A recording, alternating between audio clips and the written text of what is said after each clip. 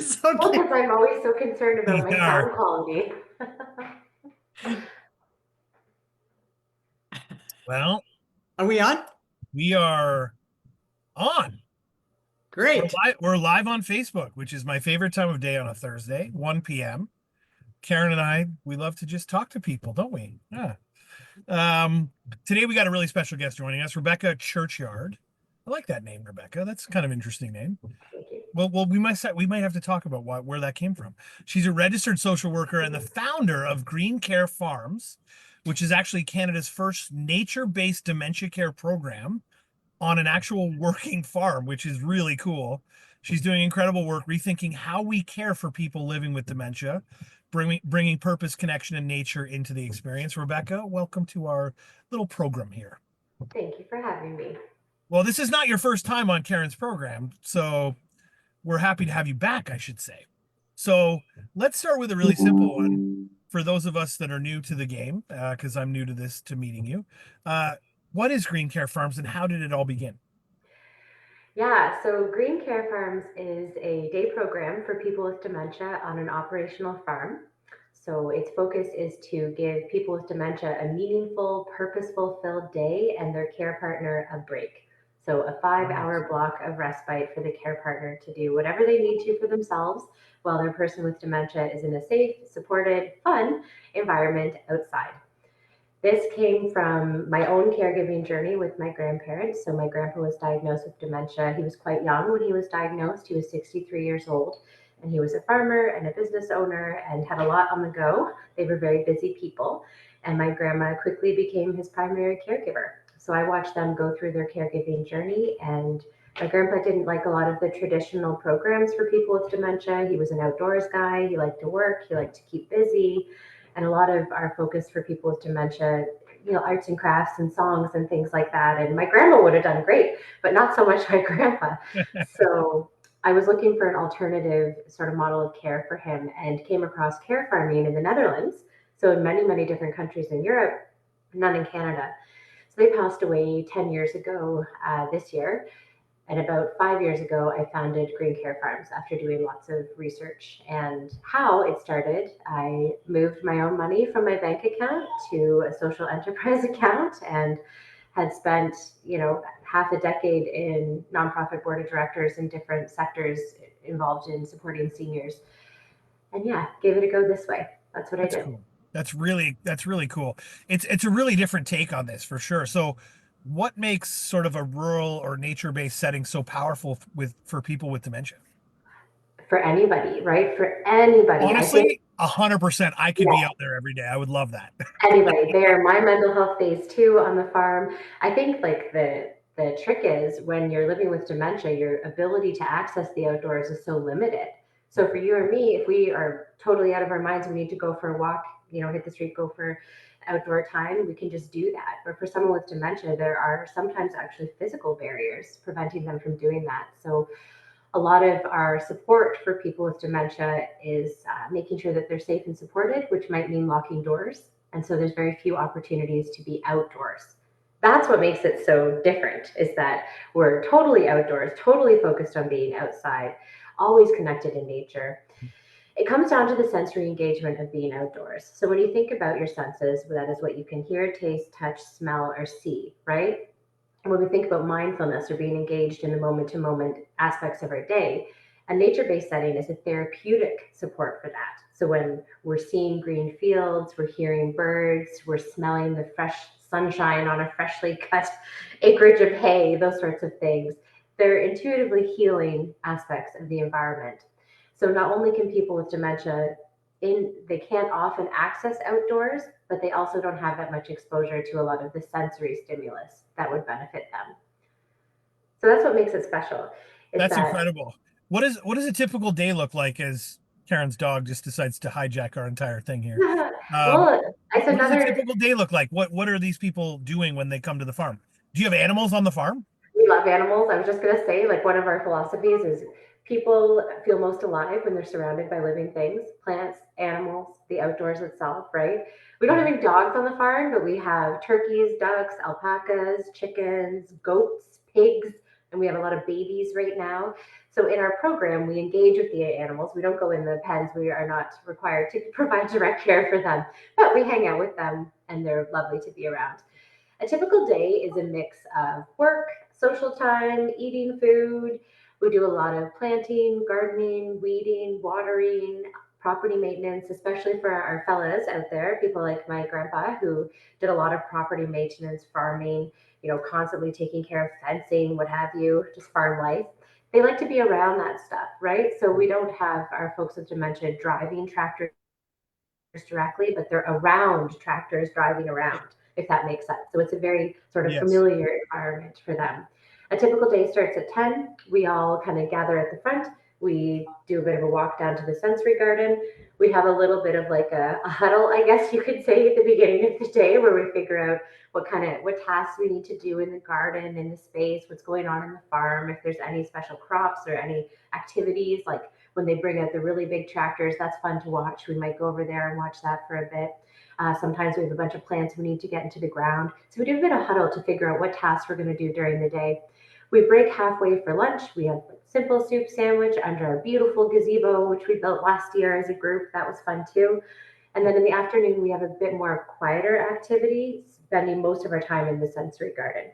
I forgot to mention before, Justin, one of the things around the sensory stimulus, a lot of people with dementia, their ability to talk, what we're doing now, fast talking communication, right? Very common in business in our lives. People with dementia, one of the 7 A's of dementia is aphasia. So people with dementia experience a change sometimes in their verbal fluency, in their ability to produce speech. So when it comes to the sensory stimulus in the environment, a lot of our prompts around what do you see, what can you smell, what can you hear, that stimulates the brain in a way other than spoken words, which is so important for people with dementia because you're keeping the brain active without the demands of linguistics, of language. Well, and no pressure there either, which is interesting because I think a lot of times if you're and just from personal experience, if you're having a conversation with someone with dementia, they can get frustrated with the fact that they don't remember the word they're trying to say. And so having the low pressure environment with things that are very simple, very easy for them to understand and remember sounds like actually I need that, to be honest. And that's why a lot of people don't talk to people with dementia. They Mm. don't, once they find out that, oh, well, he's got they've got a memory problem and so let's not talk to them because you know what, you won't get anything out of them anyway. So with you, when your group asks, what do you see, what do you smell, all of a sudden they have to talk and they have to think and they have to, Rebekah, I have a question for you. Last time you did a presentation, do you have that presentation? I mean, I have it. I could. Oh no, don't put her on the spot like that. That's rough. We're asking questions. We got this. We got this down. Okay, no, because I thought I can come back. How about that? We'll have you back for sure. This is enjoyable. So my thing is, I want to know: is there any what sort of transformations have you seen? Have you seen people kind of slow down? I mean, obviously, there's no stopping dementia, right? You can't. I mean, it's one of those things that we haven't found a cure for, and it's something. I'm just writing a note so I can come back to that because I just want to mention something to what Karen said before. My grandma would tell me, because they passed away a while ago, right? But she was my best friend. So we had all kinds of conversations when she was going through her caregiving journey. And one of the things she told me is in the grocery store, they lived in their community for decades, like 50 years, and they had a business there. So they were well known. People in Zares would turn around and go the other way instead of talking to them because it was awkward for them. Interesting.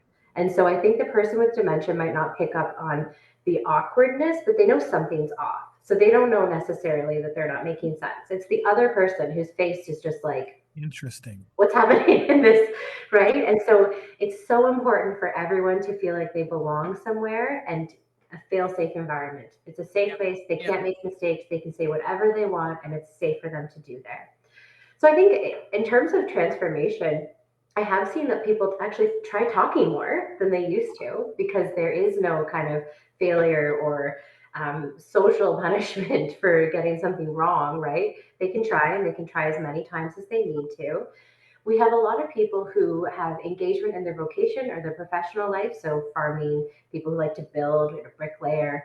And some of the things that I've seen is those skills come out because they're so well worn in their brain patterns, right? Like if you give someone a clipboard and all of a sudden there's their executive functioning coming back, being like, what's going on over there? You stop it. That's not working. You do this over there. So a lot of what we're finding is the skills that remain in somebody, they just need the right environment, they need the right support, and they need the tools. So if you're walking somewhere and you have your shovel or your spade, you leave the spade there, you walk to somewhere else in the garden, you're like, oh, geez, why am I here? What am I doing? Somebody just to cue being like, hey, you left this over here. Do you want this? This is your shovel. Oh, yeah, okay, that's what I'm doing. I need the shovel. I'm going to go back. I'm going to plant this. You're right. Oh, sorry. Go ahead. You were going to say something? No. Oh, No, keep And, going. the one thing I wanted to ask though is, so where are your locations? Because I remember 2 years ago you were, you said on the Q&A, you said, please, we'd love to talk to any farmers that would like to share their land with us and do something like this with us. And so what happened with that? Talk to us. yeah. So yeah, thanks for the question. Since we last talked, I've run two cohorts, sorry, of a course called How to Start a Care Farm. And I teach this very much from a operational perspective. So just to kind of go back to the model that we're replicating, like what are we looking to for our mentorship? What are we looking to for who's done this before and who's done a good job? In the Netherlands, you have hundreds of care farms per regional sector. I'm in Waterloo, Wellington. 600,000 people for a population, you'd have at least 100 care farms as part of a regional cooperative. Wow. We're like 40 years away from that, but hopefully maybe a little bit quicker because we have a good example. So in these courses that I'm teaching how to start a care farm, what the Netherlands has done really well is they have small to medium-sized businesses that are working in partnership with the public sector to provide a social program. So that's what they're doing over there. So what we need over here is we need more people who are willing to provide a program as operators, farm owners, landowners. The most typical kind of dyad that you'll see are retired folks. You'll often see like I don't want to stereotype, but this is the stereotype. You have like a retired nurse, or you have a retired social service worker, community care person, and then a partner in business. And those folks might be interested in running a day program on their farm. So the How to Start a Care Farm course has been teaching the basics from the infrastructure of the business, the overall kind of project management model, I guess you'd call it, that is what it is, to have things run, keep the lights on, all that, all the way to the care for the person, the diagnosis, the type of functional abilities that we assess for, and then the programming, the sensory garden, the sensory engagement, the stimulus that we were just talking about, the types of plants that we plant, the look and feel of the program. So that's what I go over in How to Start a Care Farm. So from there, we have people who are super ready to go and people who are just thinking about it, almost in like the wishful thinking kind of stage. And so we're here for all of those stages to support them throughout. Certainly when it comes to the realm of possibility, there's a lot of encouragement needed. We don't have a lot of examples in Canada. So that's a big part of my work, at least to lead and support in that starting. We have a second location in Meaford. So that's Grey County in Ontario, for people who are familiar with that. It's by Collingwood, that sort of area. So they're our second satellite location, and they have their first operational season this year. And that's a direct result from taking the How to Start a Care Farm course and then engaging in a series of meetings, consultant work, that sort of thing. So what you're saying is if you own a farm or some type of land that has potential to have farming going on it or for this program, to reach out to you. We'll put links below to make sure that we can connect everybody to be able to support, because we need more of these, right? Is what it sounds like. We need more of them, and we need more people. I think a lot of people, there's an interconnection between farming, agriculture, environmental kind of nature-based work, and then dementia. A lot of the times people see dementia as a medical entity. You mentioned before, it doesn't get better. You're right, it's a terminal diagnosis, it's a neurodegeneration. So we look at that with a medical lens, and we need so much more than just the medical. So there's an interconnection there, right? You're living in the dementia space, you're also living in the farming space. That's what a green care farm is. So you don't have to, like if a farmer's like, okay, sounds great, I'd love to have that, but I don't want to do it. I don't want to run the program. I'm interested in both. I'm interested in farmers who are willing to have their space used that way, and people who are interested in doing that type of program but don't have farmland. Because like ours is a partnership with Andrews Farm Market and Winery. That's how we are working, is with a lease partnership with them. So Karen, this works out perfectly for what you were talking about yesterday. We may have a connection for you. There you go. There you Right? go. Yeah. Okay, there you go. Now, so what I'm really feeling here, though, which I'm really vibing with, is I think the idea of this is interesting because while I know there's early onset dementia and things like that for younger folks and so on and so forth, I think a lot of the people that are probably dealing with it now are a little older than even my mom, and ultimately have a connection from their child. Like from what I know about dementia, the oldest memories go last. The latest memories are the ones that kind of peel away first, and they still keep those core older memories inside. And having this sort of back to nature, simpler life kind of lifestyle for them connects them to their childhood, probably in a way that brings them back to a time when their parents were gardening in the yard, because not as many people garden anymore like the same way Yeah. we did back in the day. You know what I'm saying? Like there's a definite connection there. I feel that Oh, is really interesting. absolutely. Like if your grandparents weren't farmers, their grandparents were. Like That's there, right. without a Yeah. doubt. Like we haven't moved that far from that sort of No, agricultural. we're one generation barely away.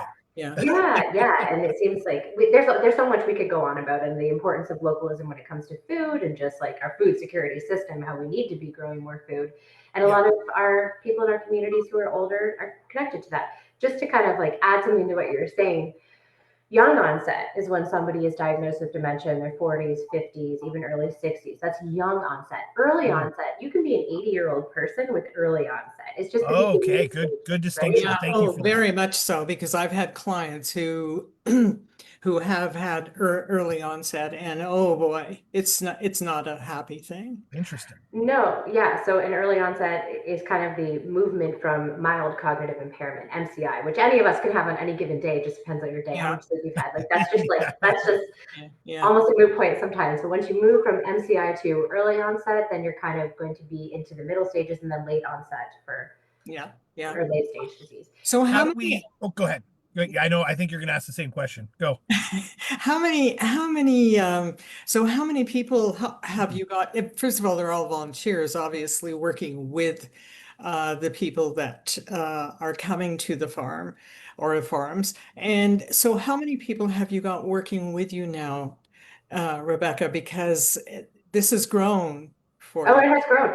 They're not, yeah, so they're not all volunteers. I have staff, which are green care providers, and that's a staff role that I created. Actually, the intersection of a healthcare service care professional with farming or agricultural background. So I have a registered nurse who's also an organic Oh, farmer. I have a registered dietitian who has 25 years in the hospital and then is also a horticulture therapist. So there's a lot of people out there like me who have kind of the clinical background and then also really like the outdoors. And this is a great intersection for them to work in. yeah. So that's my staff, the paid role. We do have a small army of volunteers that help with a lot of the manual labor on the farm. So obviously we're in a fail-safe environment. We still want our garden to look relatively nice, and weeds are always going to win the battle. So we have community days. And since we last talked, I've expanded those a lot. This year we have 6 community days, so at least one a month. From the beginning of the season, so May 26th to the end, October. And that is a day where community volunteers come together and work on the garden. We build stuff, we do a lot of weeding, we do a lot of property maintenance, and we beautify the space. It's also a really Yeah, nice yeah, kind of yeah. social community time. A person with dementia is welcome to come. They just also need to have a care partner on those days. For the day program, it is staffed by the green care provider that provides the direct care, Yeah. because we want the care partner to respite. So sometimes I get the question, can I come too? I say, like if you're worried about the program, because I get that, right? Like I have a baby, I would be worried. Who am I leaving my person with, right? So you just want to make sure that you're going to trust it, that it's a good setting. So I said, you're welcome to hang out and just see what goes on if you want, but then I encourage you to leave because you need a break. Mhm. So come back at 3. Yeah. How do participants get referred to the program, and is it a pay program, or is there subsidies available, or how does that work? Yeah, so this is the nice thing about having been around for a couple years now is that, we're still here. And so people are like, okay, I'm getting used to this. So we have a relationship with Central Registry, which is the phone number that when people are calling looking for supports for services overall, they have in Halton Hills Central Registry. That's one of the first areas they reach out to. We've done work with the Alzheimer Society as well. So their public educators are familiar with us. They're aware. There's some, not everybody can endorse us, right, as a social enterprise, but a lot of people know about us. Word of mouth, which is gold. So and so's friend met so and so, and they did the program, and it was a great experience for them. When it comes to cost, what I would want to say first and foremost is we do have a subsidy. So if anybody has an income limitation, we're still there for them. Usually, what I ask a family, because it can be a private issue, is what would be affordable for you. That's kind of where I start. Yeah. The cost for the whole day in our program, so 5 hours of direct personalized care, catered lunch, produce that comes home with you, is less than an initial assessment with physio. So it's a comparable cost. I could go on about that if you want, the home care costs and the direct care comparison. But I think what, kind of goes back to before, what's so important about people with dementia being outside. If you have people with dementia in your life, I would encourage you just to think about how often are they outside. Like, that's the most important thing to me at the end of the day, even when it gets hard or frustrating, is how important it is for all of us to be outside, and how horrible that would be if you couldn't be, if you literally just couldn't have access to the outdoors. And so that's what I focus on. Do you have winter-based programs? We are happy that the farm is building a greenhouse right now. The frame is up. So, short answer is no. Long answer is we're working on it. Whether that's greenhouse on the farm or very, very early days, we have a budding partnership with the Milton Public Library with the seedlings for our program this year. And we have talked about the possibility of doing some sort of winter programming with them. But that's really early days, nothing set in stone yet. Yeah, good idea. Yeah. Yeah, good idea, right? And I think too, like, it's important to note, Justin, that like in any aspect of work, we want to work in cycles. We want to be able to evaluate our process. We don't just want to go ham and not stop. You have to stop, evaluate what you're doing, reset. Yes. And that's one thing that the seasons of our beautiful Mother Earth allows us to do naturally as well. As we pause over the winter, we really think about what went well, what didn't. We take time to have feedback with our family members, like those sorts of things. Yeah. Yeah. Do you have a moment or a story on the farm that's really changed you or stuck with you? I have so many. I'm sure you have so many. I'm sure we could turn this into a cry fest if we wanted to, about beautiful stories. No, we don't want to. No, we want a happy story. No crying. No Happy crying. Oh, there's so much we can unpack there. I mean, like, we're not a very death-friendly culture in itself, but dementia is a terminal diagnosis. And I have two things that came to mind. One of the first ones is one of the people that participated last year.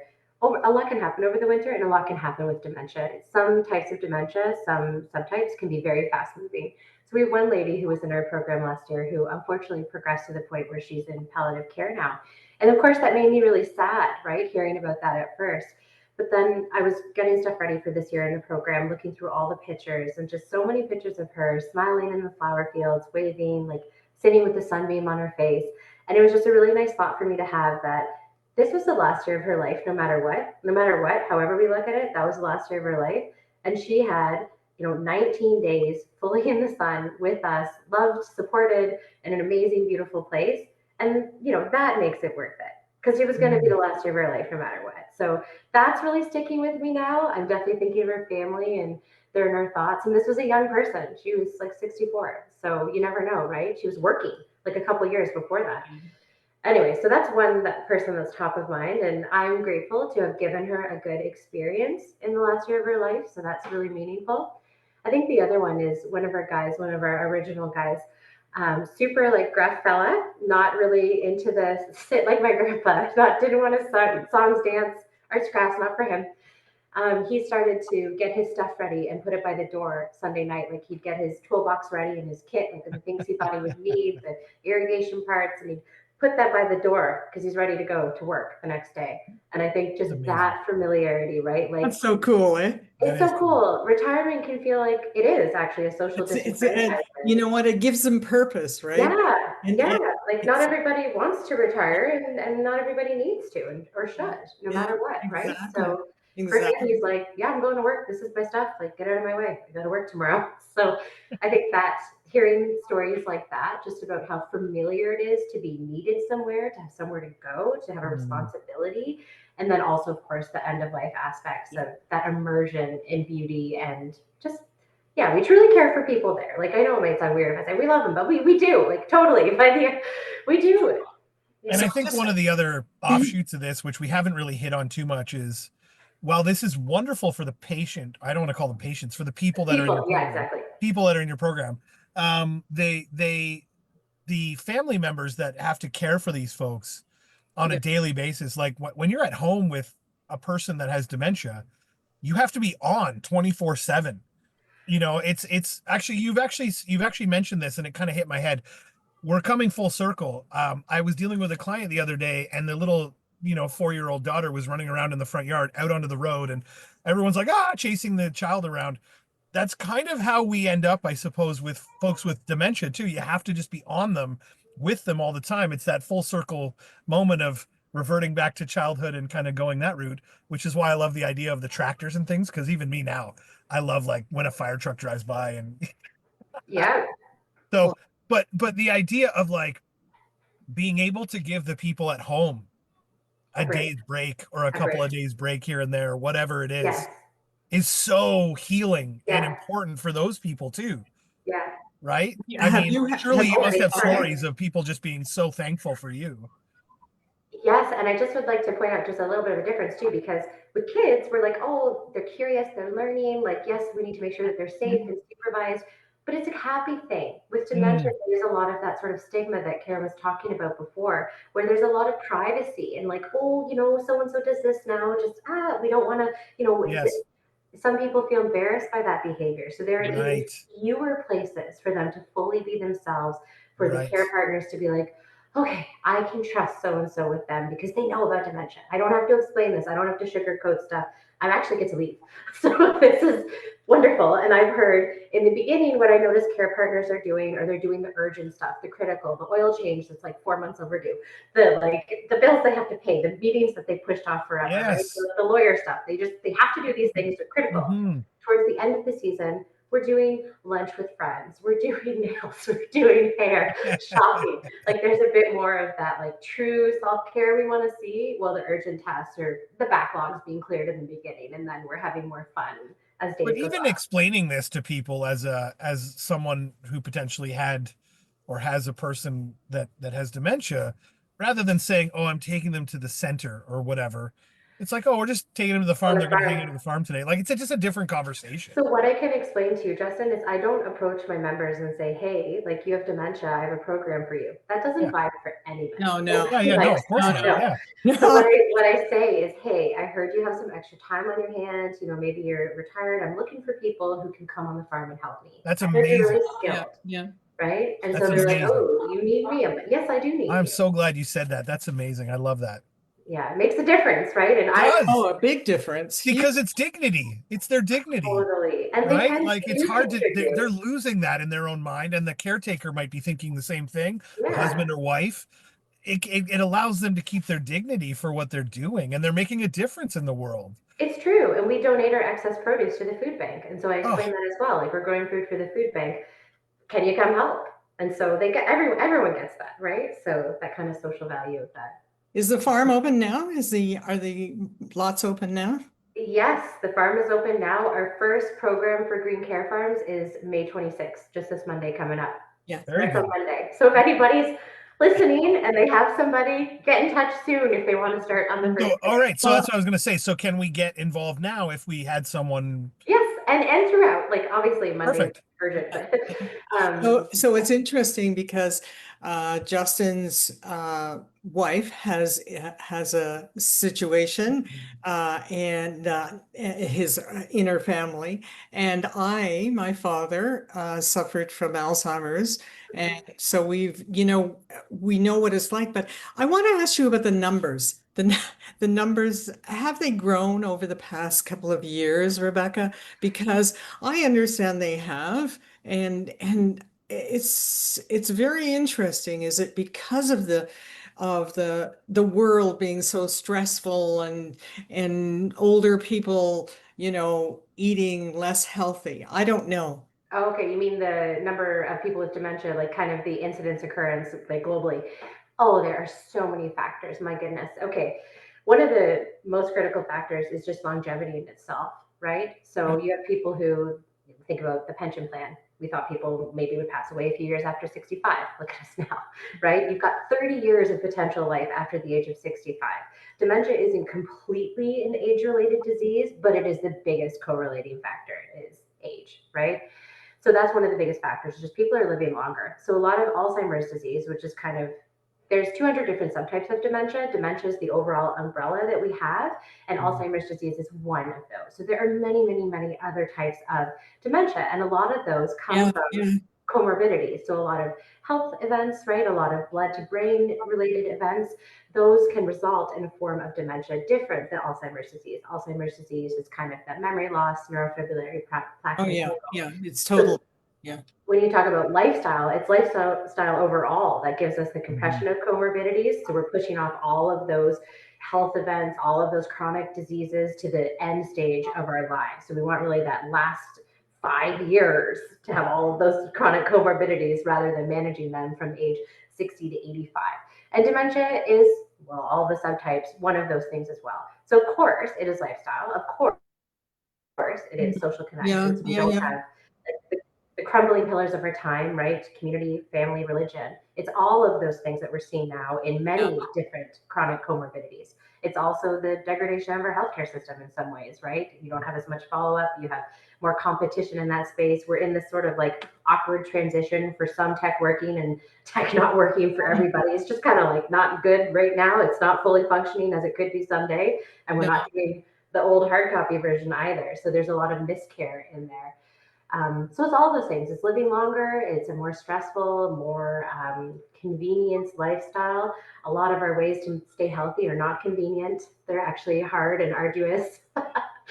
So, and then all the social stuff as well. I think you covered everything for us and for our viewers that will watch this, and this will be viewed by at least 1,000 to 1,500 people over the next week, and even longer than that, because it'll always come back because we put it out and we post it and repost it.